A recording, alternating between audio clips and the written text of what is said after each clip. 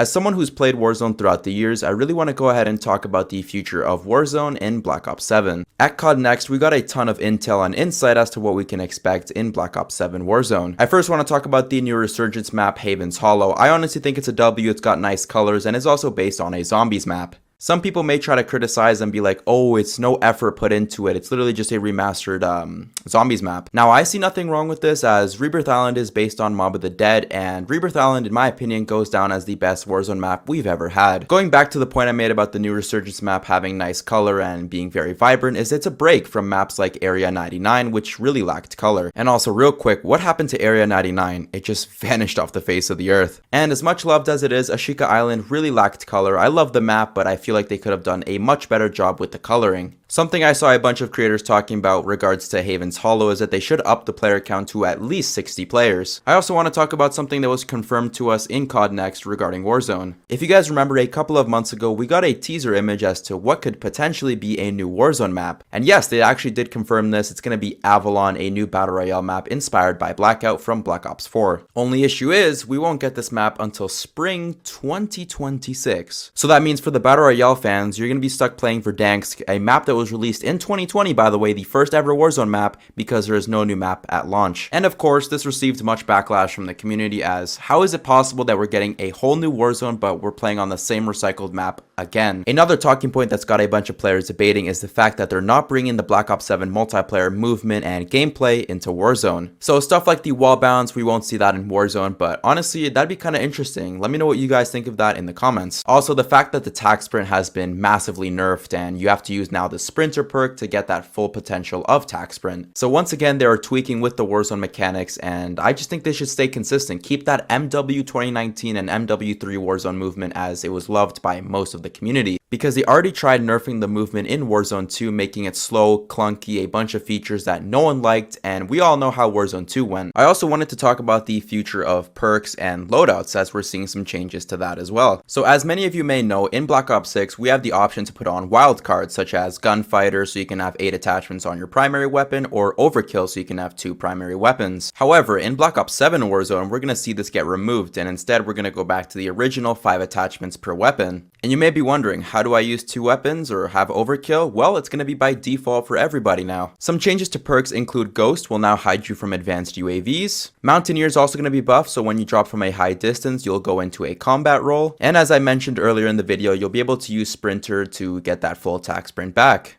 In terms of weapons, we actually are going to be able to use our Black Ops 6 guns in the Black Ops 7 Warzone. Now, it's not entirely sure if we're going to be able to use our Modern Warfare 2 and Modern Warfare 3 guns, as this would create ultimate chaos. Like, that's 4 Call of Duty titles worth of guns in one Warzone. Like, they would have some serious problems being able to balance that many guns in one game.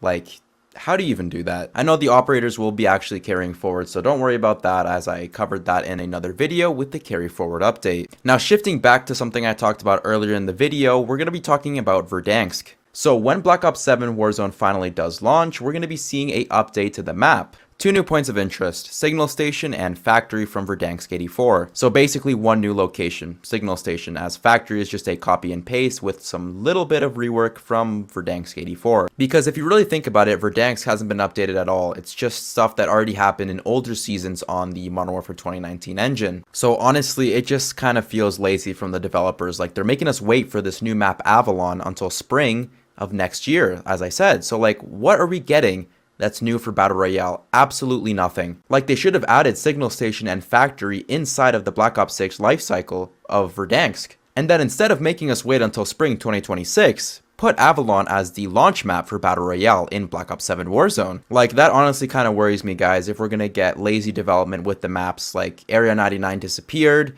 I hope this doesn't happen with Haven's Hollow. I hope it gets a good reputation, as it looks promising, but obviously it's too early to tell. Because if they end up removing Haven's Hollow, guess what, guys? It's Rebirth Island for another year. And don't get me wrong, I love Rebirth Island, but it just gets stale. Like, they should bring back the MW3 rotation. That was perfect with Ashika Island, Vondel, Fortune's Keep, and Rebirth Island. I won't get too ahead of myself, as we are looking forward to that Haven's Hollow and Rebirth Island rotation, so there's that. Another issue that we've been dealing with in Warzone since day one that I really hope gets fixed in Black Ops 7 Warzone is the cheating situation, as I did a video on this recently, so if you want to check that out, make sure to check out the video in the description. But summarizing what I said in that video is basically Activision has actually put out a new anti-cheat in the Black Ops 7 beta that has actually been pretty successful. Only time will tell if we'll be stuck with hackers for another year, or will Activision's anti-cheat actually be successful so we can have a positive experience. All in all, I've been a fan of Warzone for a very long time now, so I'm obviously excited to see what's going to come in Black Ops 7. Anyways, let me know your guys' thoughts down in the comments. Anything you want to talk about or want to discuss, please let me know. And if you want to enjoy, consider leaving a like and subscribing if you're brand new to the channel. And yeah guys, I'll catch you in the next one.